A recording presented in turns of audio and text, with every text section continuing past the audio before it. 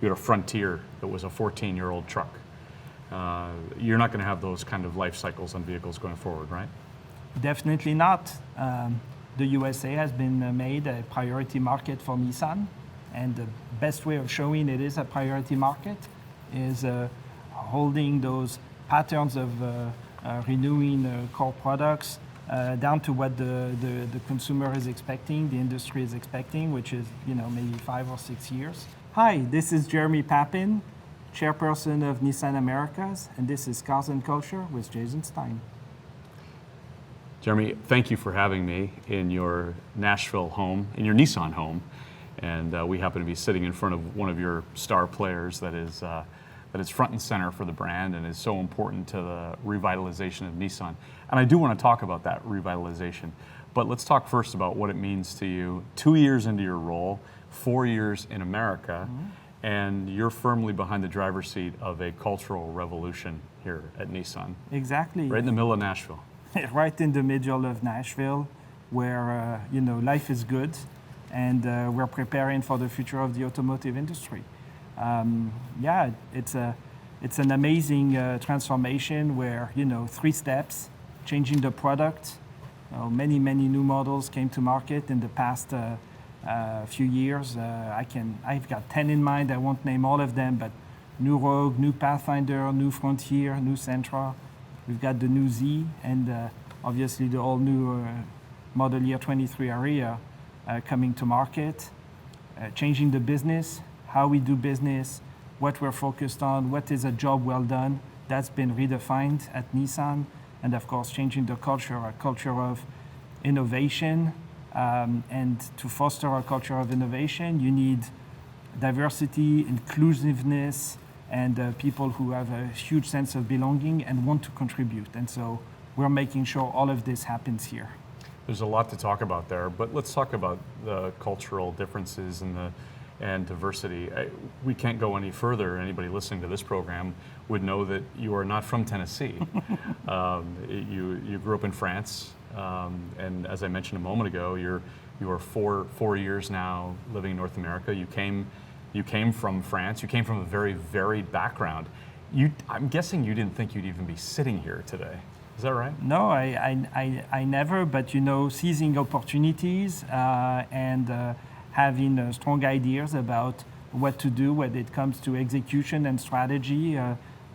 My industry has always been the auto sector. I've been working on it, looking at it, contributing to it for over 20 years. 10 years in banking, 10 years at Nissan, 4 years into the US, having a financial background, but really having a very strong view of what it is to do good business and bringing it and executing it here at Nissan with the team. And yes, we are in Nashville, which is fabulous to be in because it's a place where there's strong growth, a lot of optimism, fast growing pace, plenty of new people moving here, very various backgrounds. And so we're capturing this inside the company as well, in terms of the mindset that we have is one of confidence and looking forward to the future. We worked with some of the same analysts through the years, some very famous, well-known automotive analysts. What would inspire you to make the jump from one who watches the sector, admittedly from the first row, to one that's that's in the game, that's on the field or in the ring? It was a pure opportunity, but how can you say no when you're being told, rather than looking and advising or looking and making an opinion, why don't you come and try to do it? And I take pride in now absolutely contributing to bringing new technology to the consumer, motivating the people, having a whole team look at the future in confidence and thinking there's so much we can bring. And so, it's a serious shift, but it is one that I have no regrets about, and I absolutely think actually each step of my career led me to being confident about what I'm doing today. There are many who have spoken about the auto industry and some of its deficiencies, and I imagine as an analyst you would have identified some of the same things. Kind of burns through capital at a lightning quick pace. Sergio Marchionne, the former head of Fiat Chrysler, once said that If you want to waste a whole bunch of capital, go into the auto industry. If you go back to your view before joining Nissan, what was your view of the automotive world? I agree with a lot of what others have analyzed, but I would say this is what creates the opportunity. Yeah. In efficiency and in capital allocation, or an experience from the customer that we can clearly improve. That's what brought me into this challenge and the willingness to change and change how business is being done and why business is being done, and asking the 5 whys and trying to bring in from the outside a different perspective and a different view. I think there's plenty of opportunity, obviously, of improvement.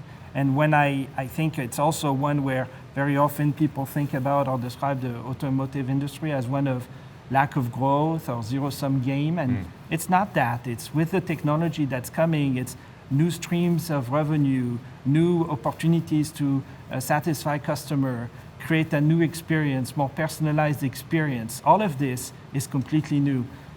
Did we have any idea that it could be that case 10, 15 years ago? No, but as we learn, as we discover, as we're ambitious for what we do, that's what we discover. And so that's what drives me every day to work. There are many executives who've talked about this being the decade or the period of time that will have indeed the greatest momentous change that the industry has ever experienced. And you and I, having been in the business for about the same amount of time, can say, well, that was said 10 years ago, or that was said 15 years ago, and every generation says that that's the time now. But this is really the time, isn't it? I think we're seeing technology come into the industry, in vehicles that are mass market vehicles, and that was not as so much technology coming in was not the case in the past, and that's the big change today. And also the fact that we're redefining what the auto industry is. It becomes some aspects of it are consumer electronics, some aspects of it are media or entertainment, right? And so I think this is what's so much fun for us, because it's so much fun for the customer, right? I mean, electric vehicles, I know we'll talk about it, but it's about driving pleasure, it's about connectivity, it's about aids or assistance to how you drive that make your journeys just so much more safe and confident. With that comes a lot of value that the customers fully enjoy, and actually value that's being created for the industry overall. 2 years that you've been sitting in the chair that you occupy right now, that's a heck of a time to come into a business, given what we've endured over the last 2 years. You arrive in this role and COVID has taken hold. How was that challenge? How did you meet that challenge? There's never a dull day in the auto industry, Yes. right? So I think I'm very comfortable with uncertainty. I'm very comfortable with change and what is unexpected. And I'm very confident about the fact, if there's one thing Nissan is good at, is reacting and working as a team to find solutions when the environment is changing fast. Yeah, definitely COVID, and how to work together from home while launching all the new cars with on the right time, with the right level of quality or even beyond, and continuously building this brand and excitement, launching the Thrill platform, which is really well defining what Nissan stands for with the customers. Yeah, all of this is part of continuously being prepared for the unexpected. And I would say it's more than a mindset, a few processes, but it's really embracing change. That's what we're trying to do here. What do you think you learned the most, having gone through it now? I think it's all about the strength of the team and the teamwork and the quality of the relationships that have been built, and also being accepting the fact that we're a learning organization, that each of us need to continuously learn, and that together we're smarter than each expertise contributes. And so I'm so proud of having a very diverse team in terms of experiences and backgrounds. Obviously, being myself different, that's what it is. It's about, the people is what will drive the success of the future, and that's what I'm very focused on, is who we are and how we work together, and we spend a lot of time thinking through how we work together to achieve what. You admitted to me privately you had a bit of a cultural piece to clean up, if you will. You had to change the Nissan's cultural approach or the way that it was doing business. Tell me a little bit more about that. What needed to shift in your mind? The overarching strategy change is a change from volume to value. And what we're trying to do here is building a very strong brand, focused on the customer, the excellence of the customer experience, aiming at creating as many advocates as we can, and fully delivering on what the customer expects.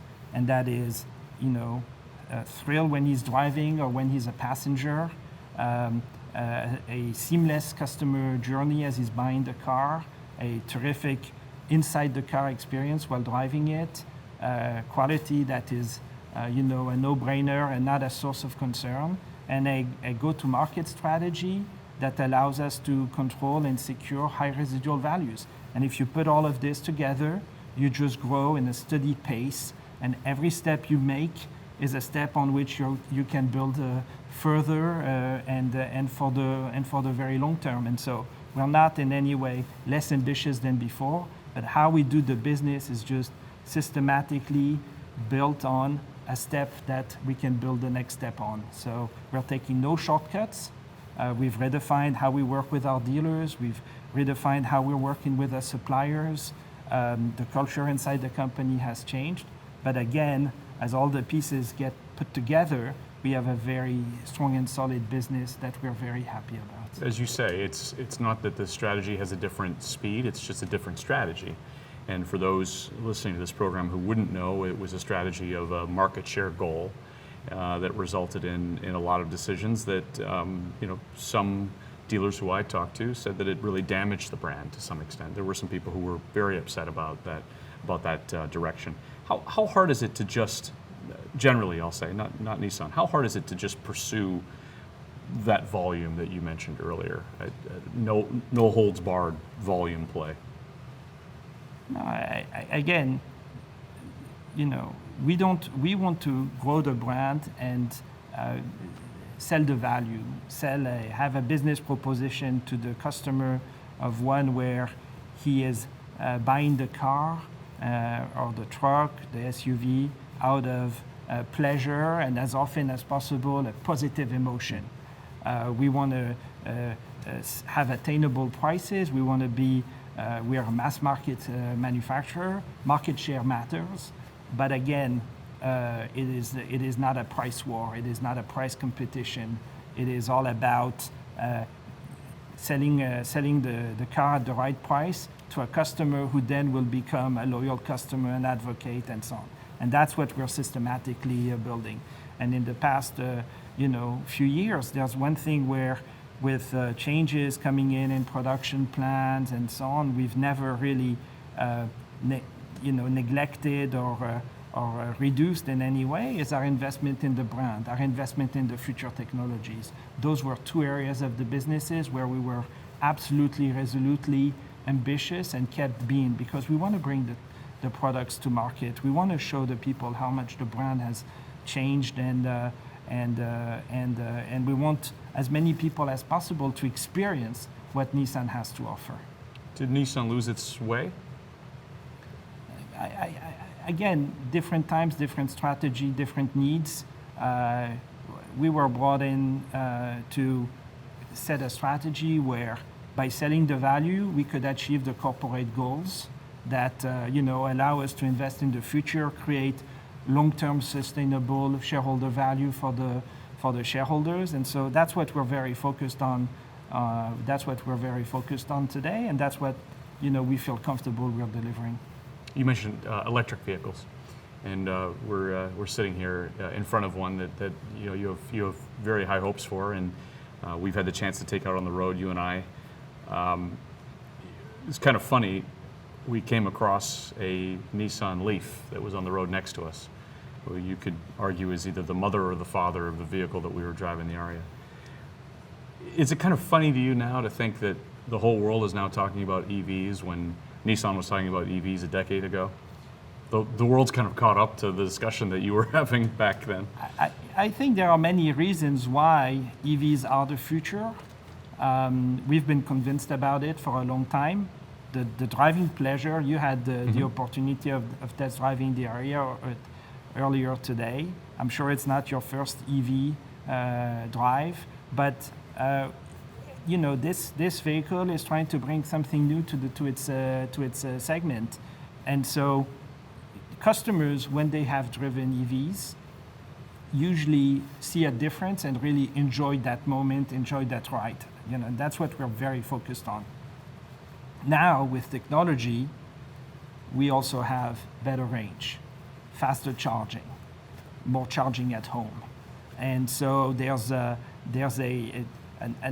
new opportunity, I would say, to address a wider market and more and buyers that are interested in both the rationality of why the EV makes sense, but also the emotions of now is the right time for me to shift. When I hear that, maybe 40-50% of the people say my next car will be an EV, I'm happy we're coming to market with the area. I'm happy about what's next in terms of our range. Now, the pace at which this will happen, we will let the consumer choose, and so we will always be offering both extraordinary new and good electric vehicles, but as well continuously offering very competitive combustion engines in the lineup, letting the customer choose. But I can understand why a growing number of customers want to go down full battery electric vehicles. Well, in fact, we had the chance to spend some time with Alfonso Albaiza in the new Z,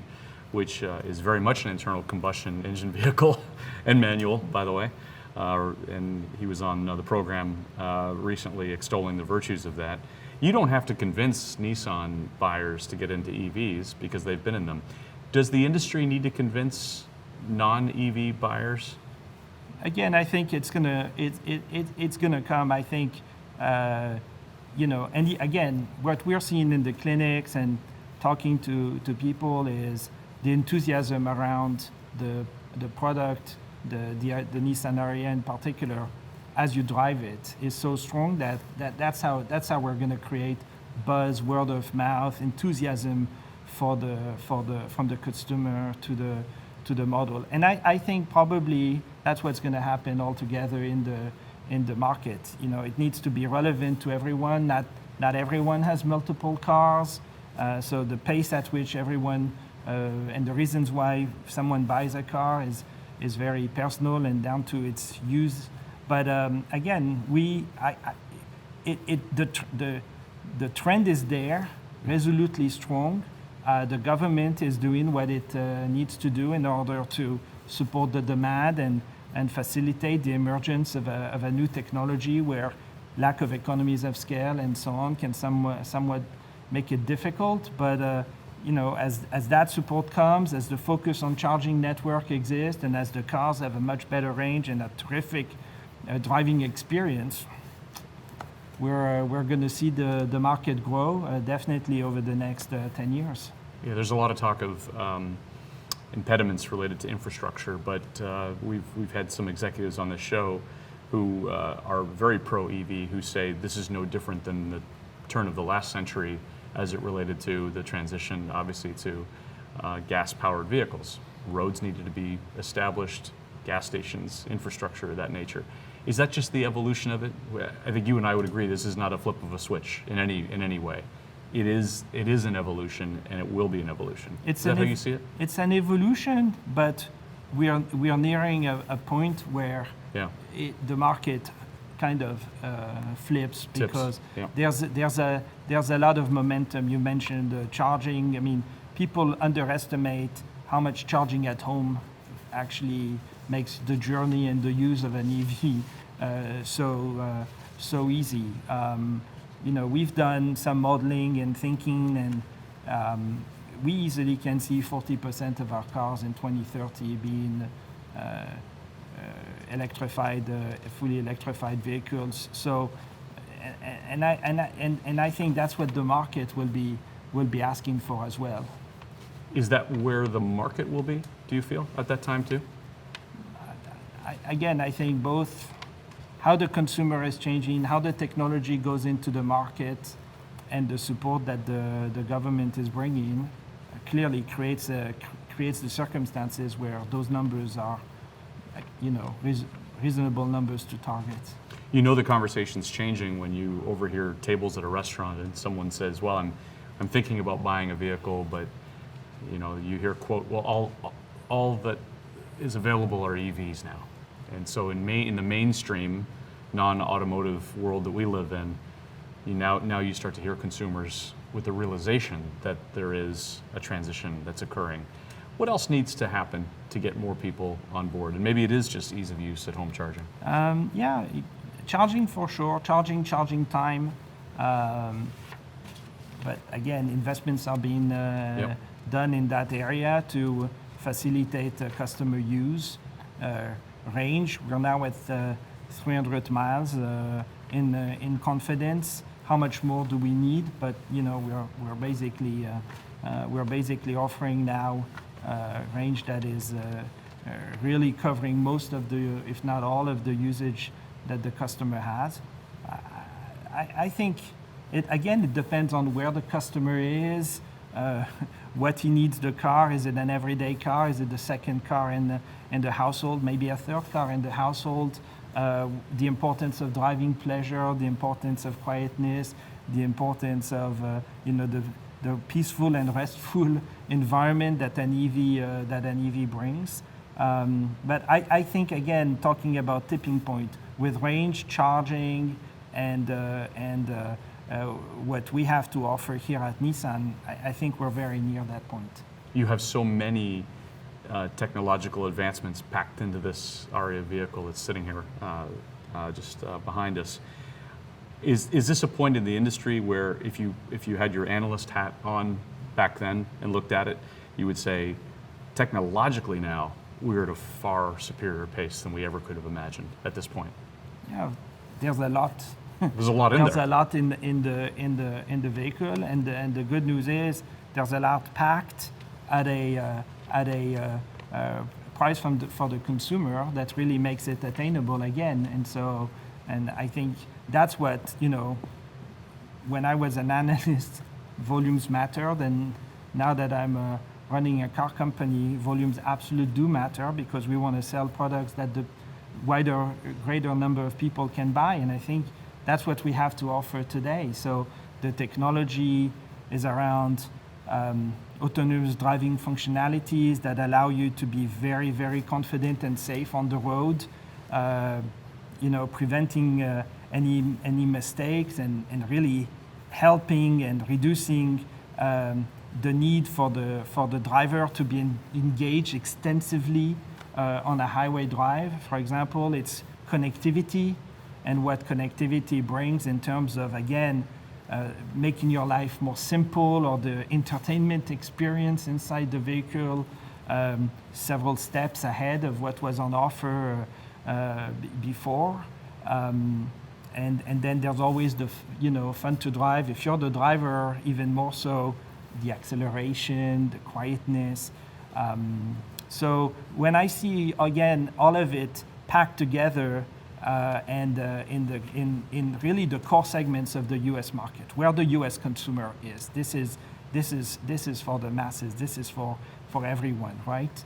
And it can be the one and only car in a household. That's what we are creating our EVs with in mind. Like we want to target those customers, making sure they get everything they need, and a terrific experience. We had the chance to try, thanks to you, had a chance to try ProPilot 2.0, which was really the first time that I've I had the chance to get behind the wheel and not touch the wheel in one of your vehicles. Is there some convincing to do with the American public? Because there are others who are out there who may not be as responsible in what they're saying about their pilot systems, if I can use the term pilot again. Again, how we executed ProPilot 2.0 is to offer a sense of confidence, the one you experienced, that immediately make you comfortable because you know what you're doing. You absolutely know where you're going. You know you're in control if need be, but you also get a sense from the car that it is absolutely in control in a smooth way. That's what matters to us. The smooth way. Nothing is violent or neither the braking, the acceleration, the turning. It's just very smooth. And so as long as that can be displayed, and I think the technology, the amazing work that our R&D made, that's what we're delivering to the marketplace. If that type of execution, for me, that's absolutely no problem to any autonomous driving system. So again, I think ProPilot 2 is establishing in the segment something that is segment-leading capability. How far can we go with that kind of technology in the near term? I think this is the best of the near term that we're bringing to the market. And it's just going to be, as the Japanese say, Kaizen, evolution. Evolution in terms of safety. What we bring is driver-centric technology, seamless, confident, and so just to make sure we bring real technology to realize what is the company's purpose and aspiration, which is to eliminate fatalities on the road. So we have a zero fatality goal, and every step we take around autonomous driving is aimed at performing to that vision. Technology has also overtaken the car buying process, and I'm sure there are some who are listening to this program saying, well, I can't put my finger on it, but it's become easier to buy a car today than it was 3 years ago. Of course, your retailers and other retailers really pulled forward in terms of how they handle customers and shop, click, and buy. Are we getting to a better place with that kind of experience as well? Yeah, definitely. The whole experience accelerated with COVID, right? Yeah, right. Everyone was at home, and there's still a need to buy a car, to have a car. Today, we've launched in 50 states in the USA, Nissan at Home, which is an absolute, complete, I would say, digital experience. But again, the whole idea is to help the retailers be where the client is, being absolutely seamless to whatever technology we put together and what they have to offer, absolutely confident and knowledgeable that the consumer at one time will want a physical experience. Is it going to the dealers to drive the car, test drive the car, or does he want it at home and we just facilitate that from home? Or does he want to, when he buys it finally? But there is a step in the process we see where digital only is not what the consumer wants. But what he wants is to gather all the information he can, make a lot of choices online at his pace. And what we want to deliver is the technology to do that, and the fact that when he's going to be with one of our 1,100 dealers, he will actually know, that retailer will know who the customer is, how far he is in selecting a model, a Nissan model, and just making sure that journey is as good as an experience as it can be, and as the technology allows it to be delivered. And we're happy to see that, a very big majority of our dealer network is fully embracing this. Be where your customer wants to be, and then just accompany him, supported by the technology. Would that change have occurred had COVID not happened? Yes. Okay. It just happened faster. Pulled it forward. I know we accelerated some of our development, and but it was gonna happen because that's the reality of how convenient it is to shop from home, right? again, the importance being that no one's making a decision for the customer of when and how and where he needs to shop, nor are we making it for our dealers, but we're making sure we're supporting both of them to meet at the right place and have an easy discussion around buying a great product. Buying a great product has become much more difficult because there aren't any on lots, and there haven't been. And now the supply chain crisis, the logistics problems, chip shortages linger now into year 2 and year 3. Some say that it will be 2024 before this is completely back to a more normalized level. What do you think? I have no crystal ball, and so I've learned to be humble on this topic. But what I know what we've worked on at Nissan in alleviating surprises and change to plans. And so maybe a year ago, you and I would have discussed. I would have told you I've got dozens of supply issues, and back 6 months ago, I was really down to maybe 8. Now I'm down to 1 or 2. And for each of them, I know we're working on internal plans to add to the supply base, simplify sometimes the parts or the chips we're using to make sure we have access to a wider range of initial materials. And so as we do this, we're absolutely de-risking the business and making sure there's much more availability for the customers, right? So it's a process. As you live through it every day, it feels as if it's slow. As you look at how many problems you've solved and how much more availability you created, you're actually quite happy with the pace at which it's improving. So I would say, again, we know how to react to uncertainty, but we're very methodical about what R&D and supply chain can do to fix the problems in order to make sure the retailers and the customers keep getting the cars the market is asking for. And in March of 2020, the list of problems was probably incredibly lengthy on your whiteboard, I'm guessing. Yeah, very, very lengthy. We at the time we couldn't sell because the dealers were shut down. We couldn't produce because the plants were shut down, right? So we had to reopen the plants, reopen the dealers, make it safe for everyone to restart the business. We are far from this today. The demand for vehicles, the demand for Nissan is extremely strong. So we have, we're in the good situation where the consumer is there. The consumer is asking for more, and we're working towards completely fulfilling that level of demand that is still higher than what we are able to produce today. Yeah, yet another curveball for the industry among many over the last few years is now you have macroeconomic pressures, rising interest rates, increased cost to borrow, things like that. It's like you can't kind of get ahead here, yeah. Right? Well, isn't it fun? Right, you tell me. I don't mind the uncertainty. I don't mind the curveballs. Again, the market, there's a lot of pent-up demand in the market. Mm-hmm.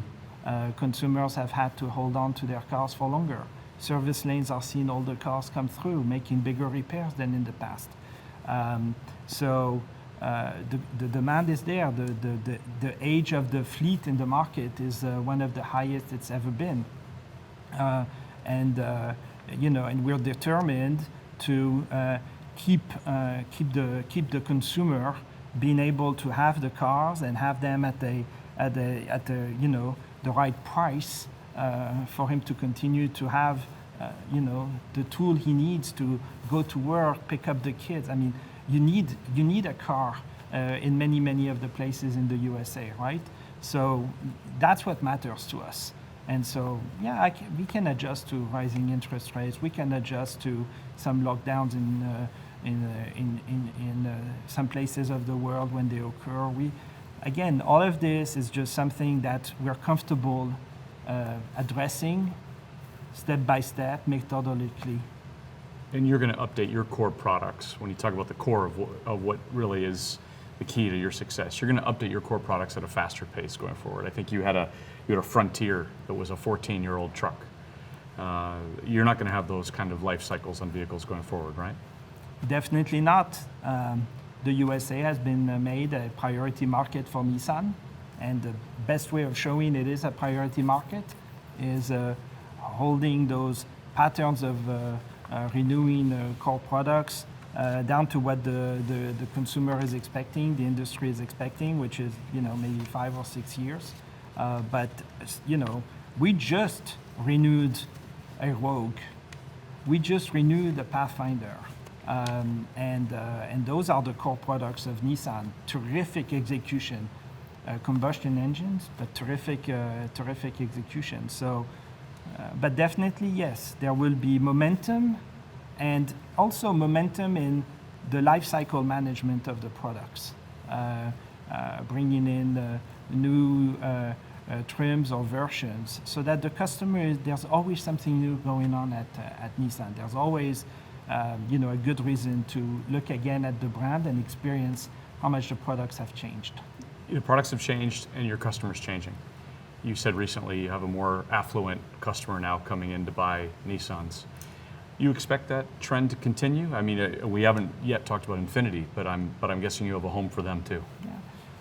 I expect it to continue, but without losing any of the customers that we had, right? What we want again is the experience with Nissan and the value proposal to be one that allows the greater possible number of people to have a Nissan. So customers of the past, we absolutely want to keep because they just love the experience and enjoy good and stronger residual values.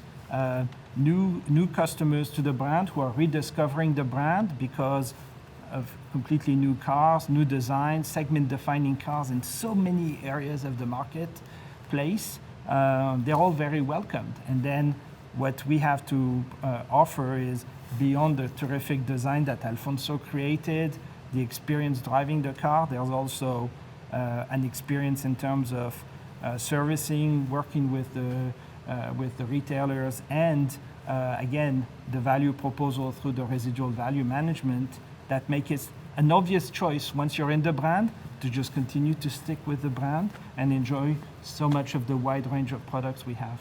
I mentioned Infiniti. What's the evolution of that brand? And Infiniti will be just exactly the same. I think Infiniti has something that's unique in the market is that how it executes on the driving experience is somewhat very different to anything that we've seen in that segment, because it's truly Japanese in the sense that it is it's tech heavy with an attention to details that is typical of Japanese hospitality. And so those cars are built for the passengers and the driver to feel the hospitality. And so I think that's a customer promise that, without having to travel to Japan, you can experience every day on the road in the USA. When I look at the all-new QX60, that is by far the best car there is in that segment of the market. Absolutely superbly designed, the quietness, the whole interior design, the quality of the materials. It's again one step forward, and something we think is and we see it drawing more people and attention into the product, and experiencing exactly this, what a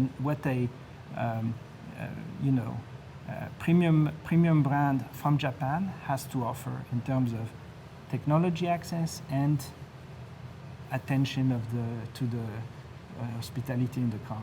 Well, and just to the point on performance, there is such a long history with the Nissan brand focused around that performance piece of it, the Japanese culture that exists. There is a real culture around the history of this brand, right? Yeah, exactly. That's what Nissan is all about.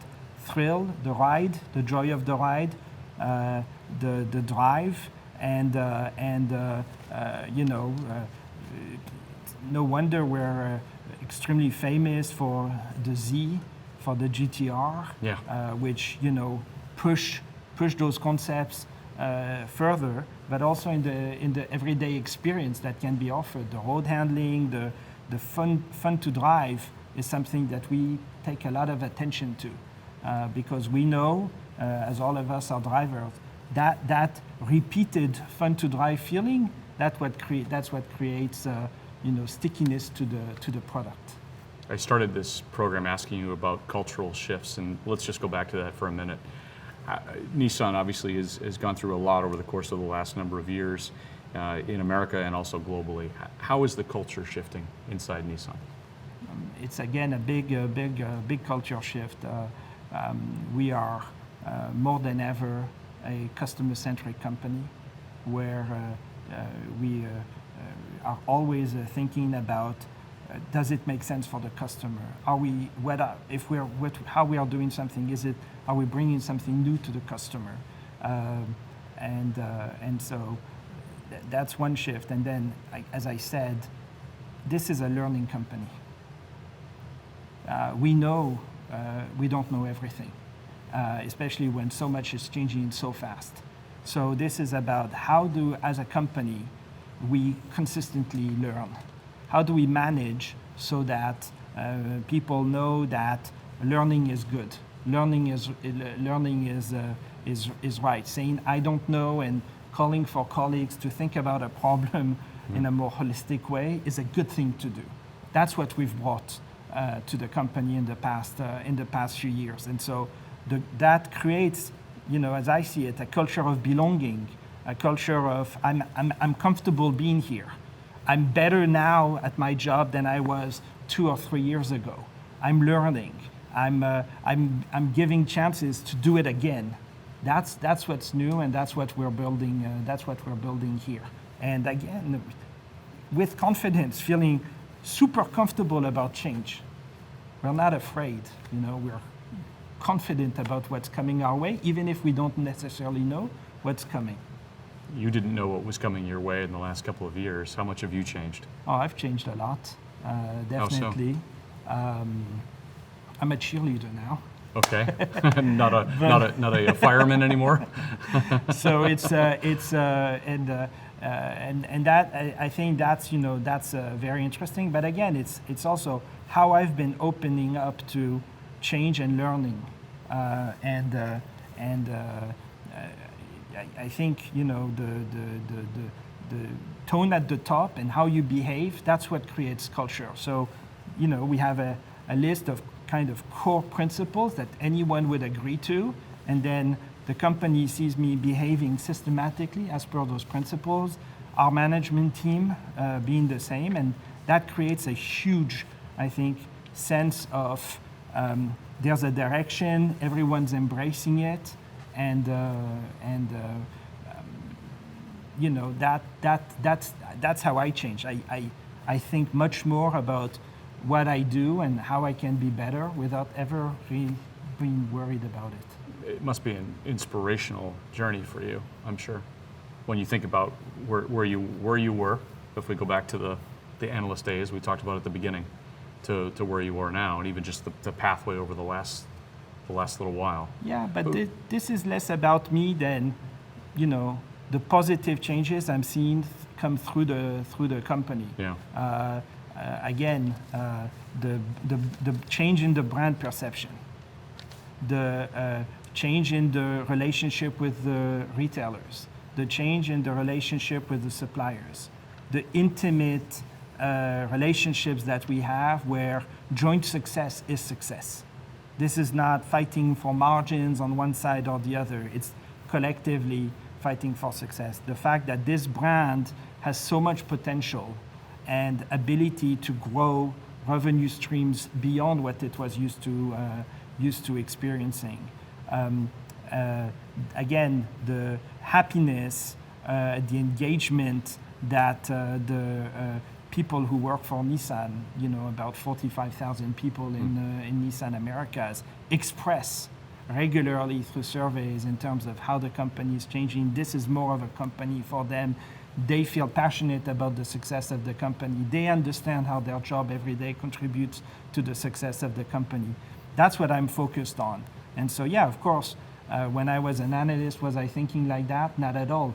But, I'm so proud of leading this team and this big group of people towards what's ahead and what we're bringing to market and what we're trying to solve for. That's the biggest change. But again, it's all expressed in the success of the company. Well, I'll say something you probably can't say, but from my impression of having known this industry for 25 years, Nissan to me feels more humble than it has in the past. So you don't have to agree or disagree. How have you changed as a person living in Tennessee? You become much more of an American football fan, I'm sure. American football fan, an outdoor fan. Tennessee Titans, the Nashville Predators. For sure, I cheer for the teams, but also,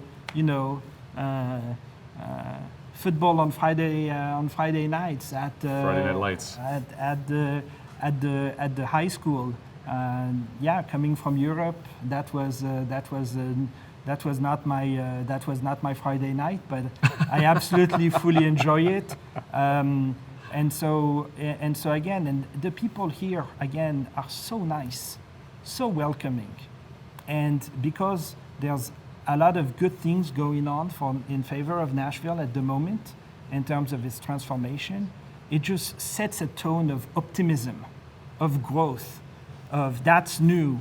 And I think, that's exactly the environment in which you want any company to be, right? And so I've been enjoying visiting many of the states over the past you've been to some 4 years. 28 states, I hear. Yeah, or maybe by now, probably more than 30 even. Okay. And so I can tell you, I've seen no one as friendly and welcoming as the people of Tennessee. And so I'm really happy calling this home, and I'm looking forward to the next 10 years. Final thing, you might call Tennessee home, but when the World Cup begins here in November, which side are you rooting for? Are you rooting for France, or are you rooting for the United States? Or are you rooting for Canada or Mexico or anyone in South America? I have a lot of teams that will be competing for the championship. I guess I will really know for who I root if any of those teams fight against one another. I was really happy when France was world champion 4 years ago. So if I can live that feeling again, that would be fun. Jérémie, merci beaucoup. Merci. Thank you so much. Thank you so much. Thank you.